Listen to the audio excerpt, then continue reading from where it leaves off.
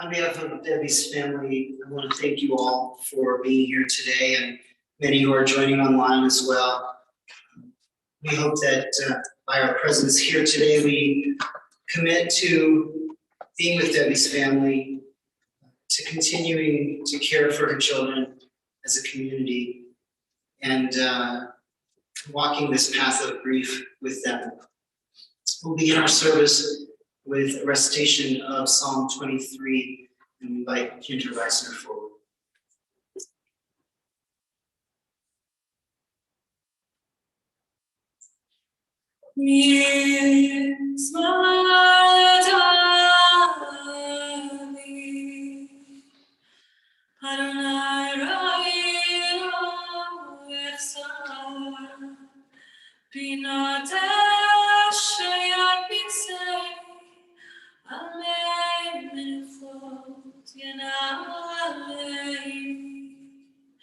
נפשי ישובב ינחי במעלת צדק למען שמו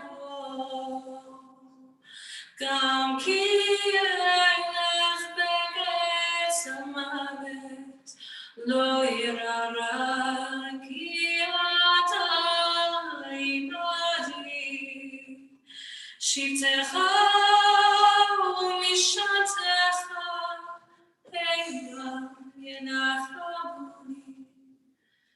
תערוך לפני שולחני צורריי, תשעת על אשר ראשי בסירם בים.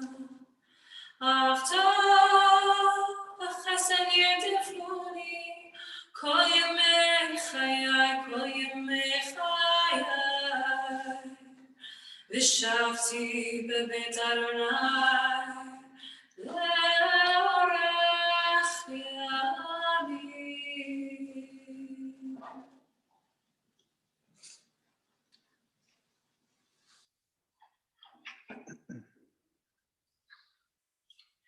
A Psalm of David.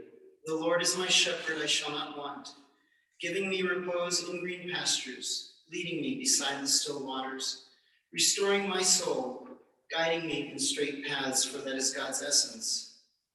Though I walk through the valley of the shadow of death, I fear no evil, for you are with me. Your rod and your staff, they comfort me. You prepare a table before me in the presence of my foes. You anointed my head with oil, my cup runs over. Surely goodness and mercy shall follow me all the days of my life, and I shall dwell in the house of the Lord forever. The psalmist speaks of the valley of the shadow of death. It is indeed a long journey, and its shadow is dark. But we are here as a community to support you, to walk this path with you, in the hopes that the valley opens up to a brighter space, and that joy once again returns. We'll hear from many family and friends this morning who will share memories of Debbie's life.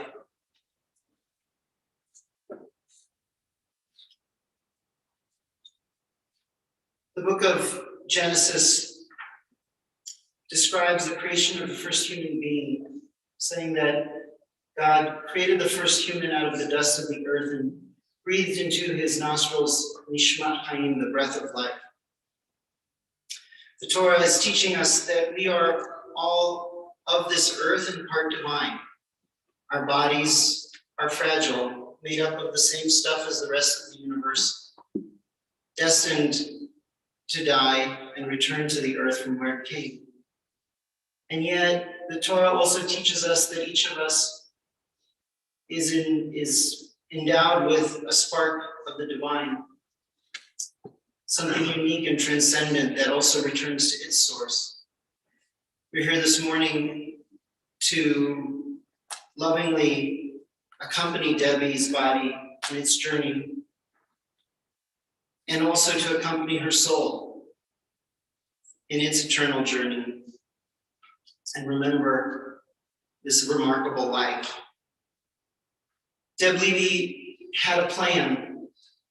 She was a planner. From an early age, Debbie knew what she wanted in life, and she was determined to achieve her goals. Her brother Nick recounts how sometime in high school she confided in him the timeline that she had in mind for college, career, marriage, and children.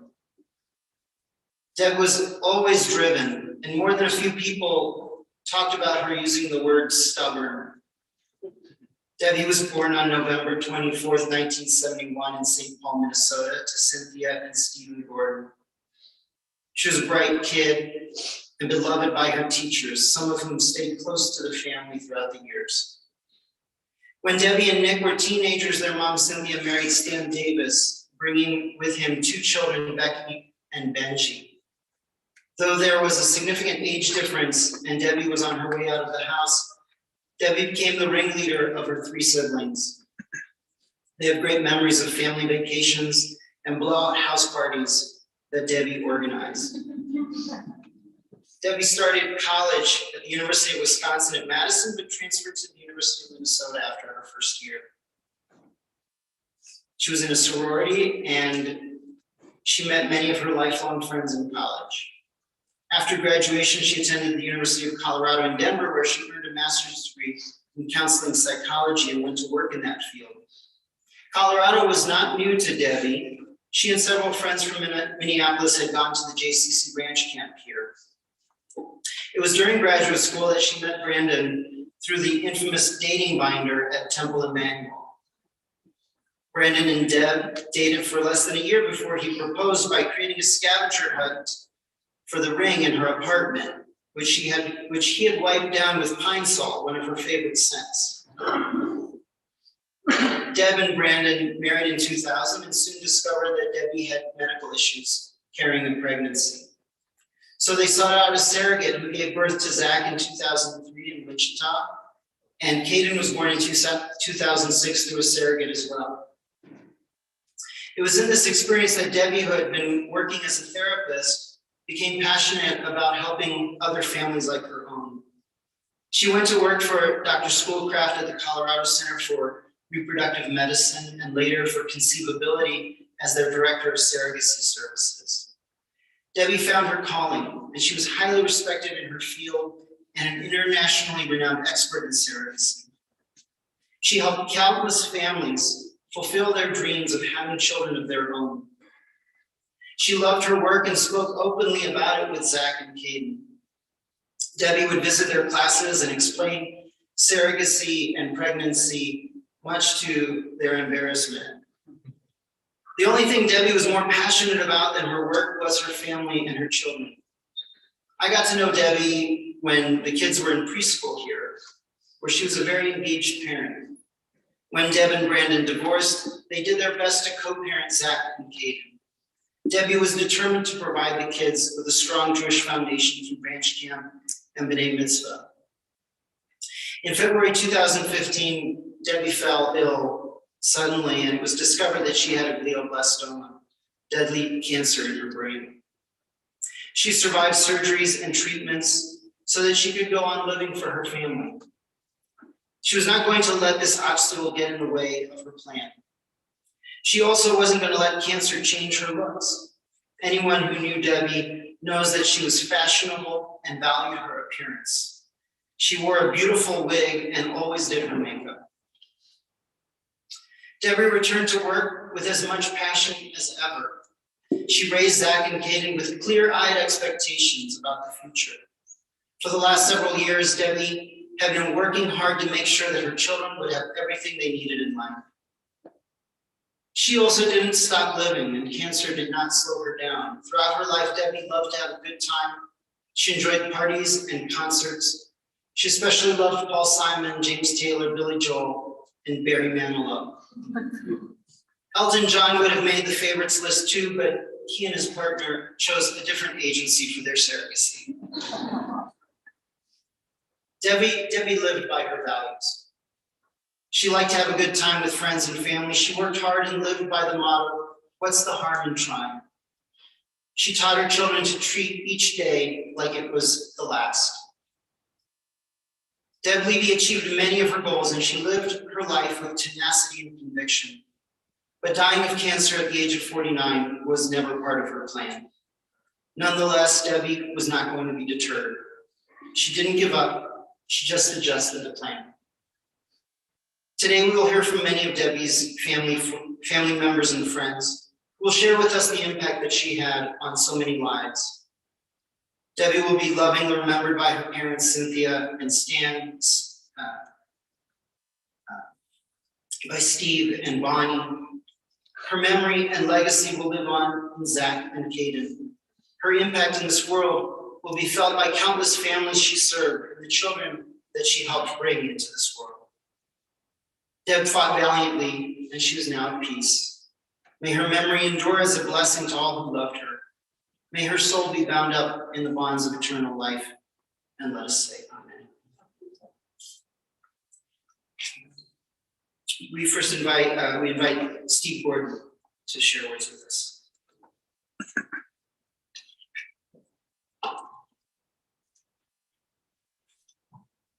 Thank you, Rabbi.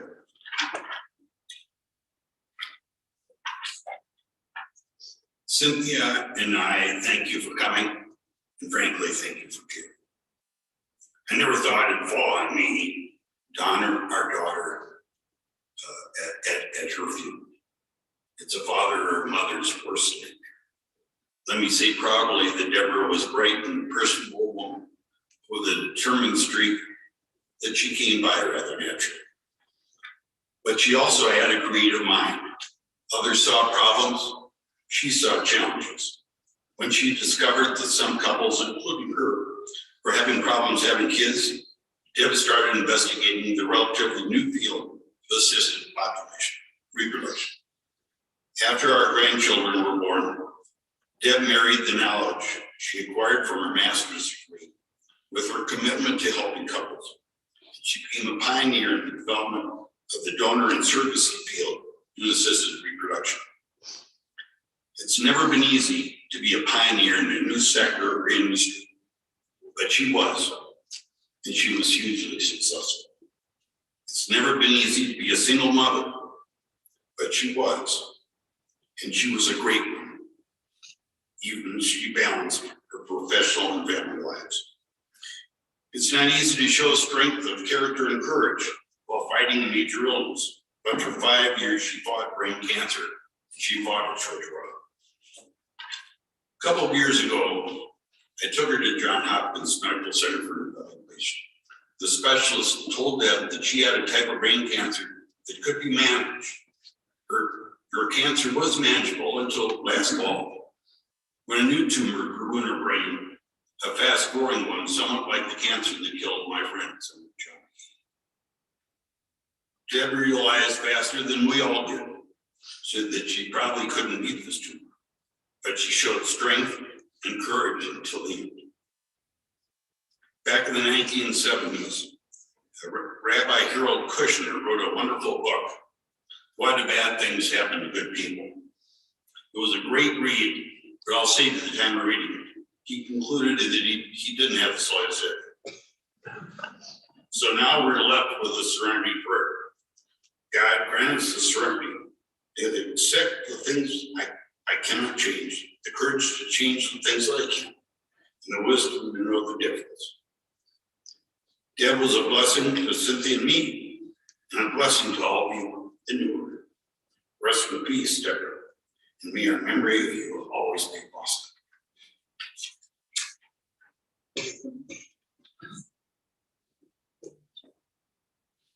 Thank you, Steve. We'll now hear from Katie.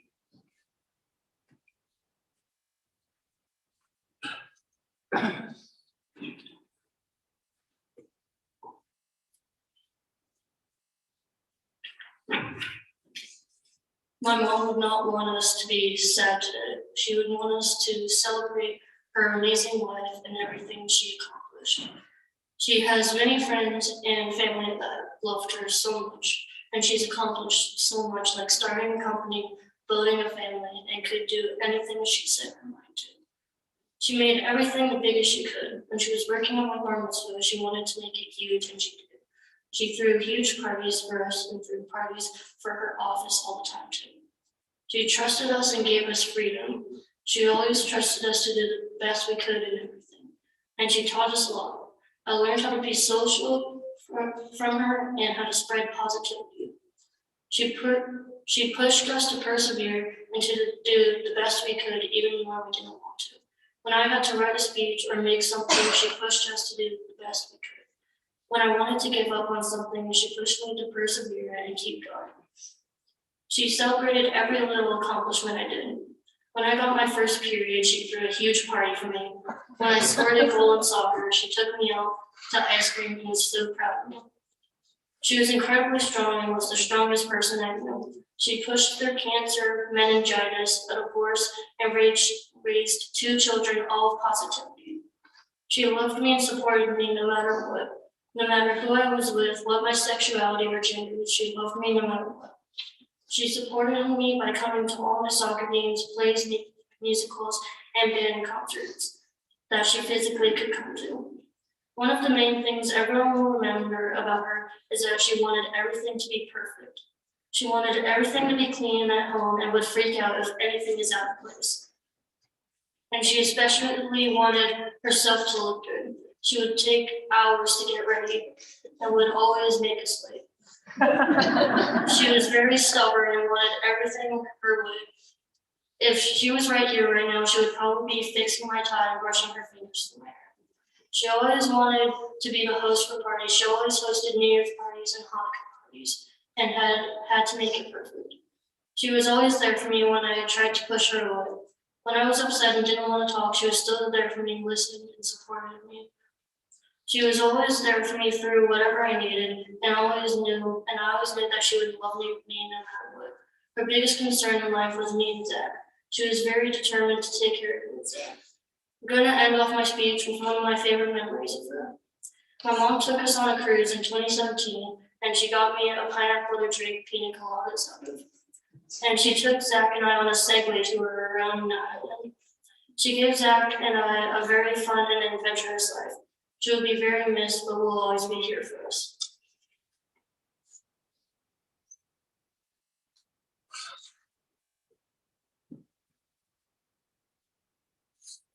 And now we'll hear from Brandon and Zach.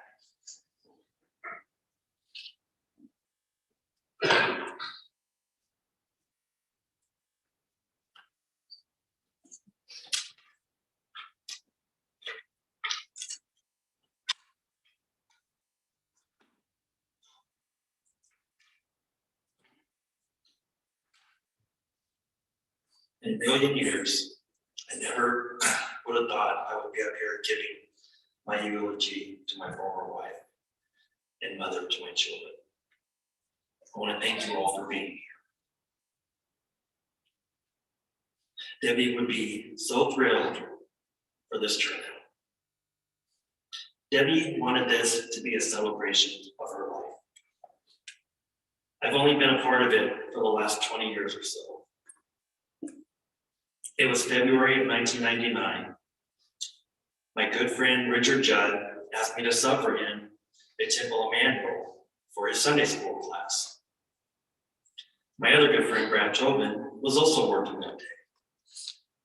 On our break, we went to the library so I could show him the profile in this book, which was a Jewish dating service that was being offered at Temple.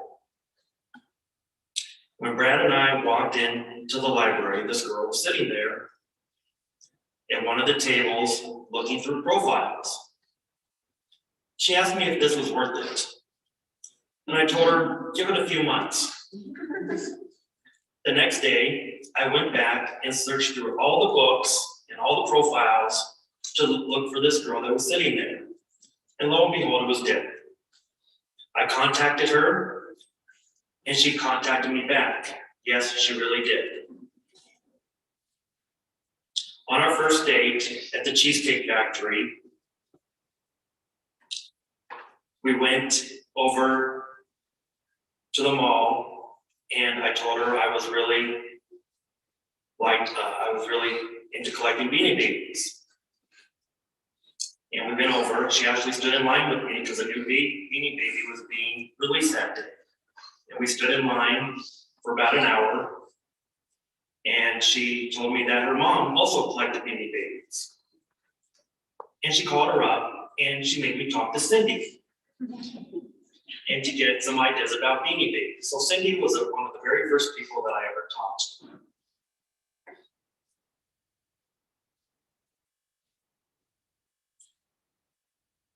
Okay, fast forward to 1999.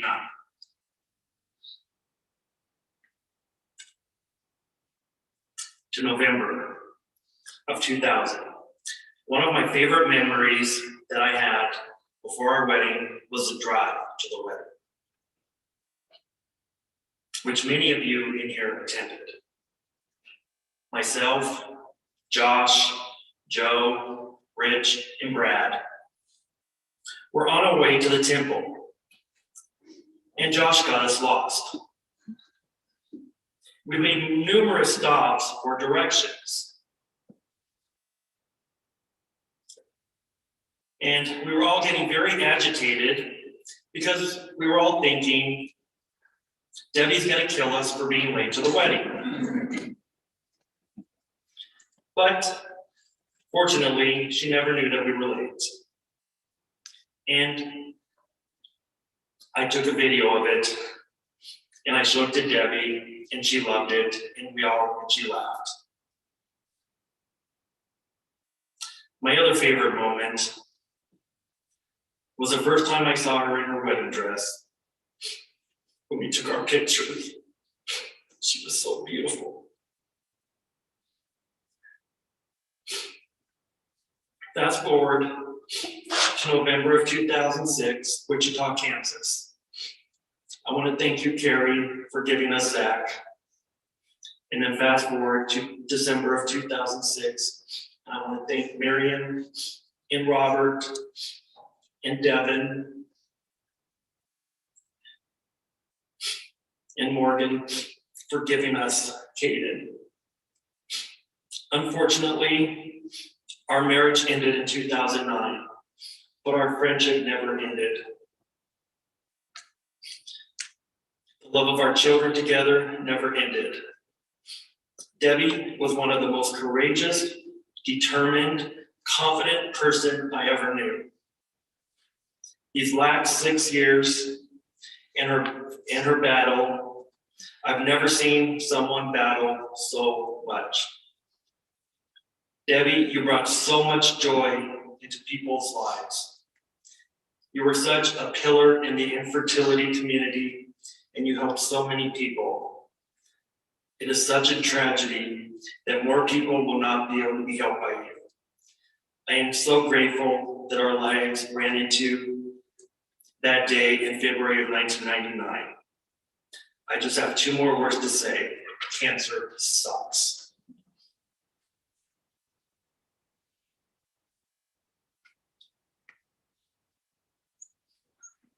I'm taking my cape off or else it will fall off. So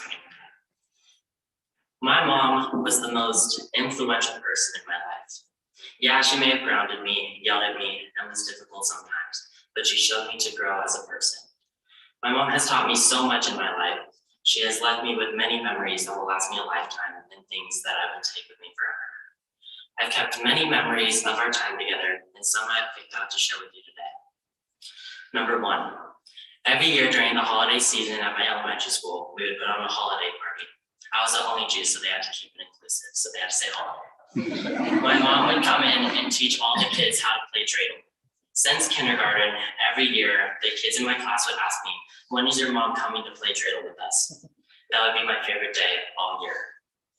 The second memory I had that stands out to me was when she'd come to my middle school and she tried to teach surrogacy to all the children. Nobody understood what she was talking about because she was too intelligent for 8th graders, but it was always fascinating me, and I knew she loved putting on those presentations. Finally, every year for my physical, I had to get shots, and my mom would tell me to pull her finger so I can transfer the pain to her. So every year following that, I would pull her finger for every shot. And still now, I would have somebody, a nurse, a doctor, so I can yank their finger as hard as I can. Those memories will always be remembered.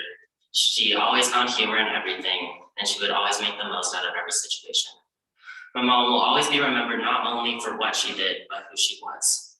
The one that would come to the holiday parties to teach kids how to play dreidel, do presentations on things that will go over everybody's heads, and make me feel better when I didn't like to do something. I know how hard it is for all of us, but I know she'd be happy that all of you wonderful people are here. Thank you.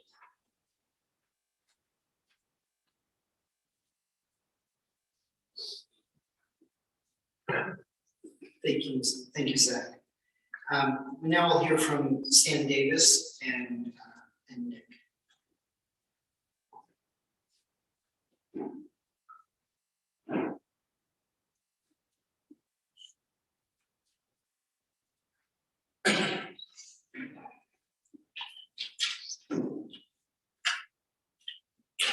First of all, I'd like to thank the caregivers, the angels, some of whom are here today, or are watching today, who helped Deb, Cindy, and myself for the last several months. Without them, we truly would have been lost. And we have become a large extended family, and that's why they're with us today. Others speak of Deb's accomplishments, and you'll hear more yet, and achievements. And I'd like to share what I think was the essence of Debbie. I think I can do it with 2 nouns and an adjective. First off, she was a mother.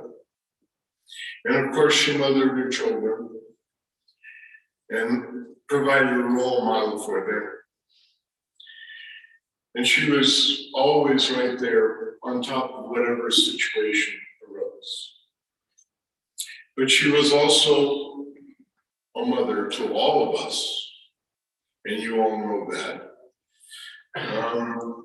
And she was also a mother to many aspiring mothers and fathers throughout the world. Second noun, friend, with an apostrophe, with a parentheses S. She was a loyal and loving and lifelong friend to so many people.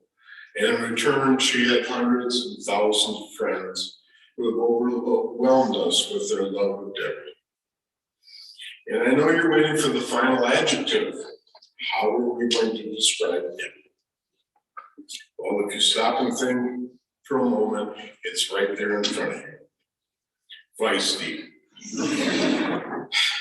You know, that's it. She fought for what she needed and wanted and aspired to be in this world. And we are all the better for it. Thank you.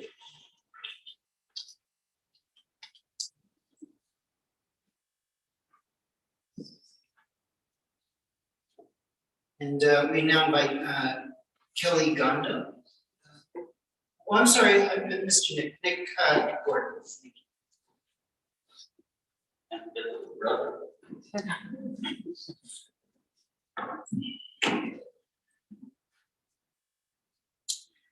I lived in the same place as Deb, only growing up in through high school, so I wanted to share some memories of what Deb was like growing up.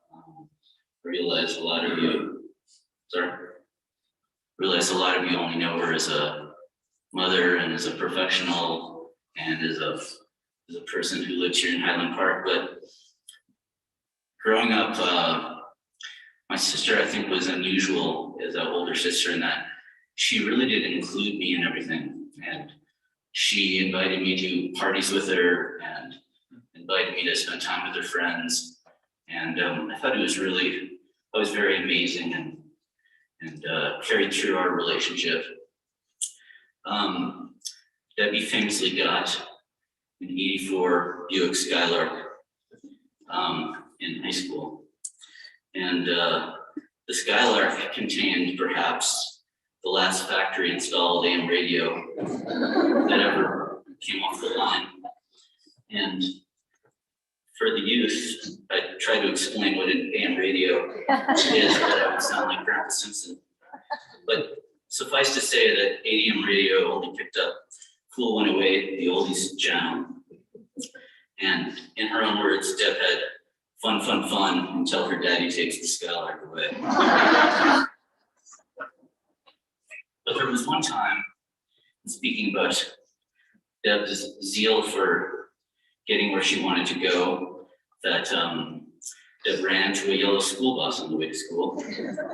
And Debbie always contended that the bus hit her, but I think I got the last word on that one, Deb.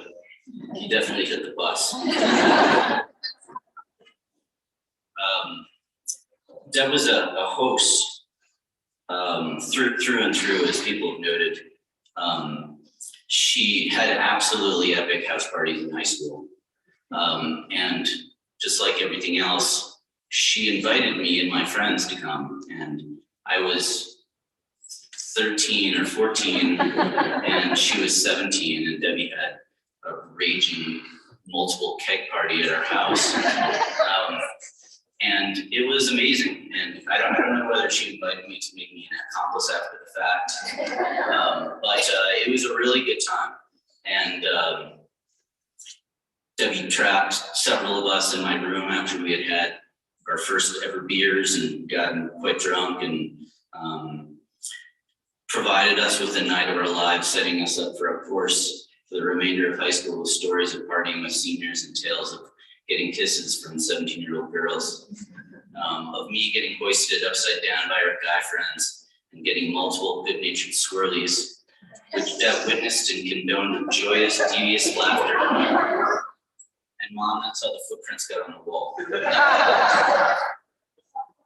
Debbie had a very dark sense of humor that I don't think that many people knew. She had a very devious laugh, and I think my sense of humor being darker, when I would tell a joke and she would laugh, I knew that she got it. Zach and Caden, I don't want to put ideas in your head, but I can tell you that throwing a house party at your dad's house, now that he is taking over, would inspire one of Deb's glorious guffaws straight from the heavens. Good luck, Brandon. And there were boys, there were many boys. There were bad boys, there were nerds, jocks, cops, frat boys, architects, doctors, and even a couple online dating adventures, including one with a man later convicted of an epic crime, which I don't remember the details of, but Deb delighted in the story fodder. All these adventures made Deb the multi-layered person we all knew. For those who only knew her as a suburban mom, there was a wild side, which was limited only by her invitations and opportunities, because I seldom recall Deb saying no to any reasonable invitation to do anything. One of her final psychological riddles were the texts she sent towards the end when the tumor had begun to scramble her brain. Anyone who received any of those texts, I'm collecting them into a coffee table book. As the devious little brother, I enjoyed playing the magic 8-ball that was Deb's responses to my text. I would write to her and tell her I was thinking of her and loved her.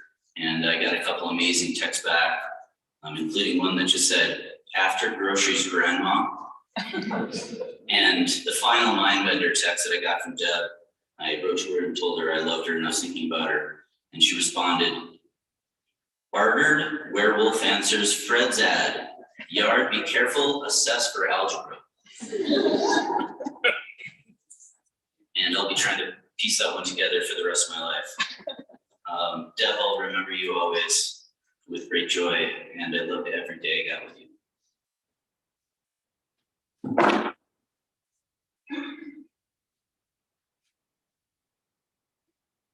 Thank you, Nick. And now we call upon Deb's colleague, Kelly Ganda, who also will read a letter from Deb's 6th grade teacher, Rhoda Stroud.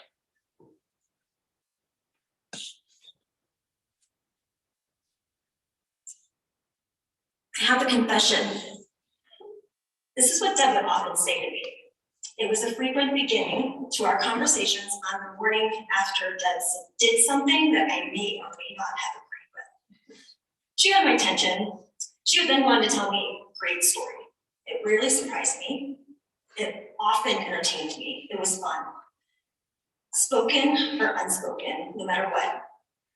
Her motto was, I'd rather laugh with the sinners than cry with the saints. Deb and I met 10 years ago when we were both working at the Colorado Center for Reproductive Medicine. Most of you know she was brilliant and passionate in her career. Helping patients to build families was a way for her to combine the best of her qualities and character. She loved to make a difference in people's lives. Guiding and counseling others was one of the greatest sources of joy for her. She gave all of herself to others.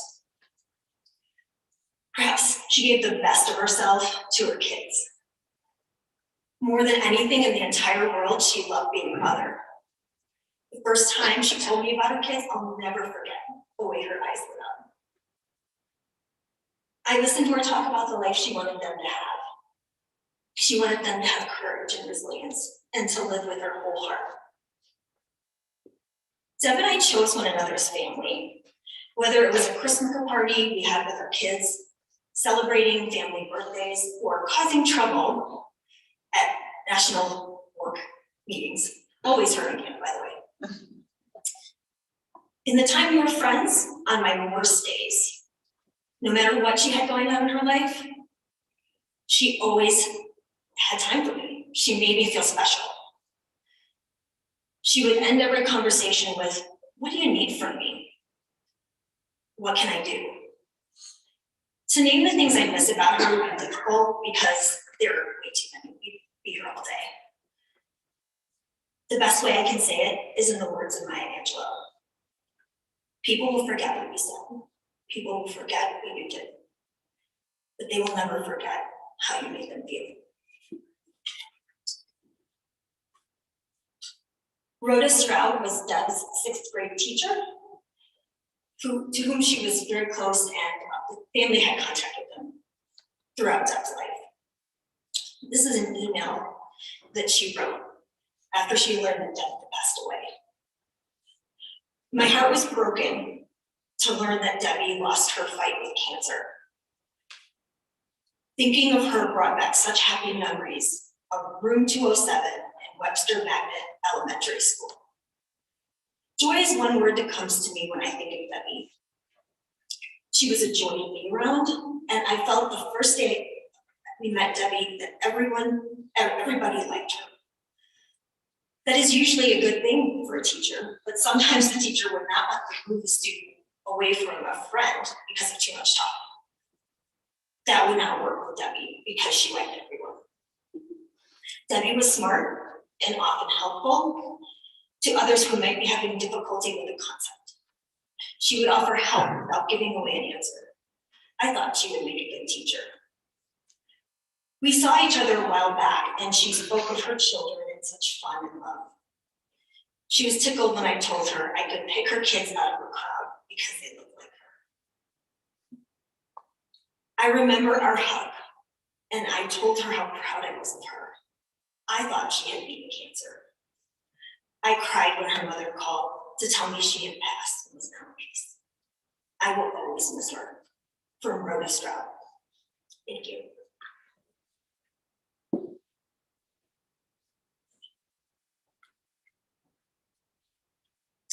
Thank you again to all who shared this morning.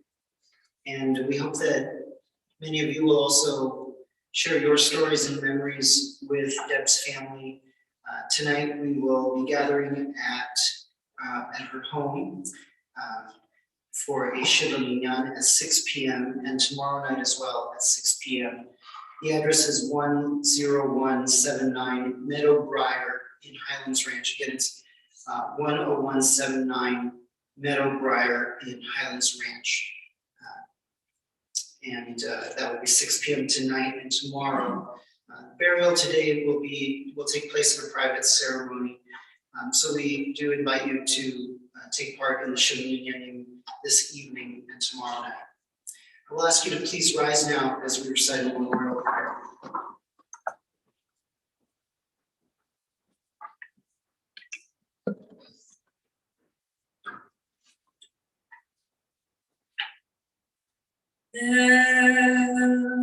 Malach רחמים, שוכן במרומים, המצא מנוחה נכונה, תחת כנפי השכינה, במעלות קדושים וטהורים, כזוהר רקיע מזהירים. את נשמת דבורה ניזה בת שמה ושריזה, שהלכה לעולמה. בגן עדן מנוחתה, אנא ברחמים, הסתיריה בסתר כנפיך לעולמים, וצרור בצרור החיים את נשמתה. אדוני נחלתה, ותנוח בשלום המשכבה.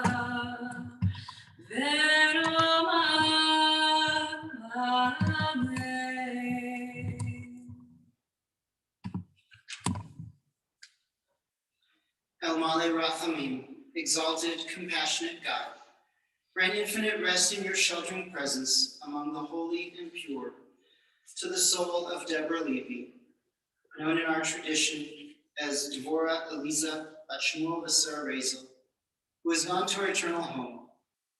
Merciful One, we ask that our loved one find perfect peace in your eternal embrace. May Debbie's soul be bound up in the bond of life. May she rest in peace, and let us say,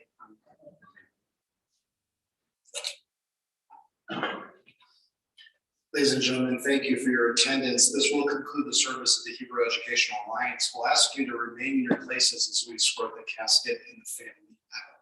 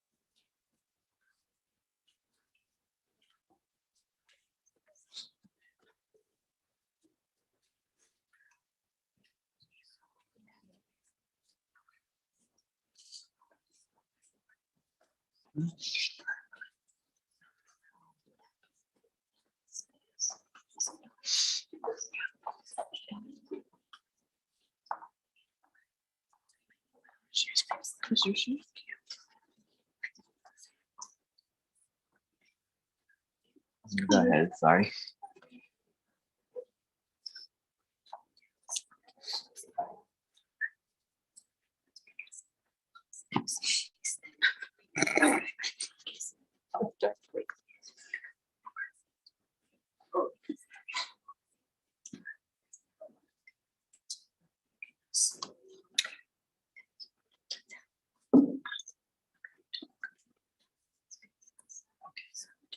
No. Should I just go through Kaden or should I like reach out to Betsy?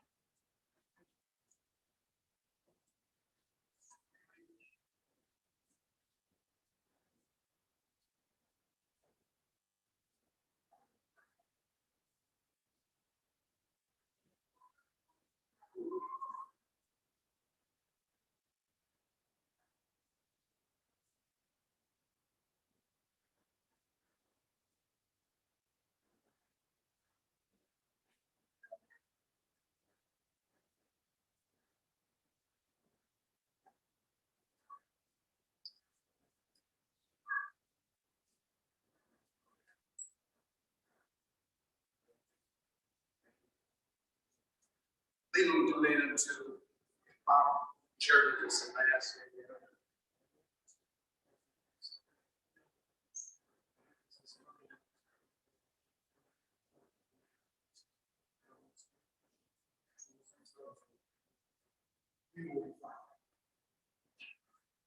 Oh,